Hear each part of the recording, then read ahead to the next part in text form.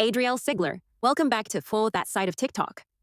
All right, let's talk about this, because this one needs unpacking. YouTube live stream, I'm going to make this video to discuss parental alienation and double standards one time only, and I'm not addressing it for the rest of the day because I have other things to talk about, and this is a topic that I can move on from after I just put it out there. So there's the double standard.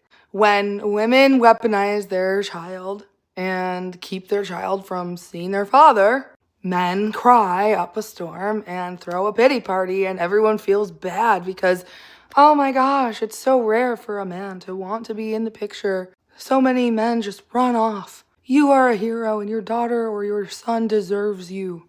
But if men weaponize a child and take the child away from the mother out of pure spite, out of pure resentment, and weaponize the child to emotionally terrorize the mother, and the mother cries about it, here's where the double standard lies.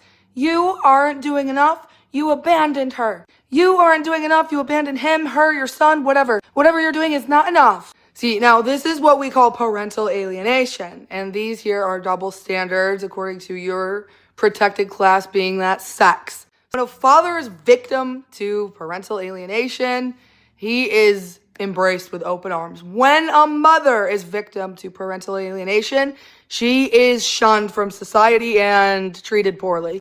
That is the double standard. And before I move on with my day, because I'm very sick, and I'm going to be hosting a live stream on YouTube very soon, before I move on with my day, I'm going to say one more thing. This is why women are so quiet when they are subject to parental alienation. They are shamed into silence and they cannot express their trauma, emotions, the life events that occur or are missed. For example, I have not been able to have all three of my children together for Christmas in 4 years, 4 Christmases.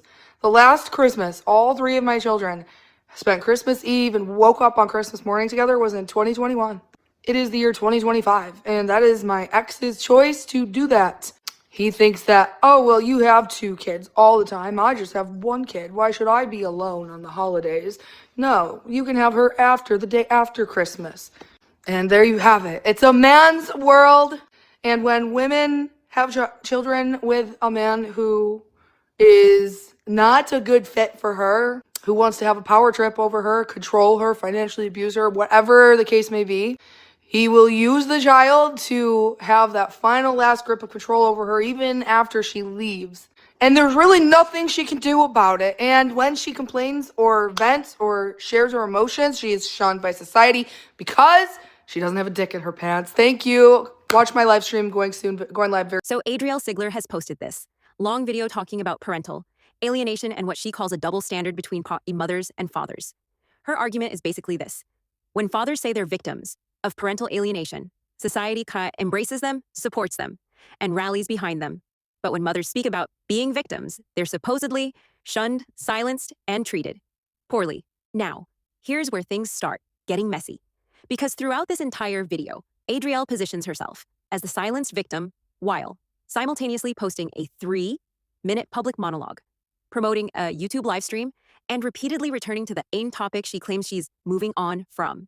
So already, the message and the behavior aren't matching. She goes on to describe being alone, on holidays, missing Christmases, and not having all her children together, which is genuinely sad and emotionally heavy. No one is denying that parental separation hurts, but then the narrative shifts. Suddenly, it's no longer about shared pain.